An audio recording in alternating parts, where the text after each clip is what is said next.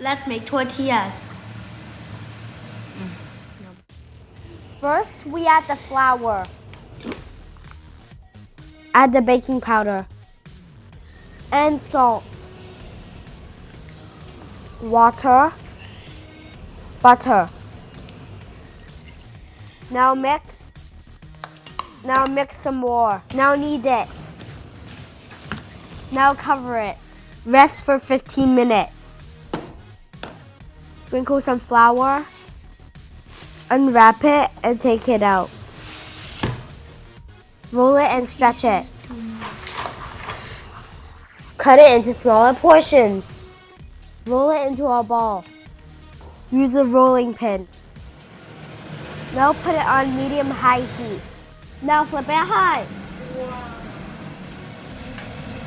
Cook until golden brown. And serve. Yum. Remember to subscribe.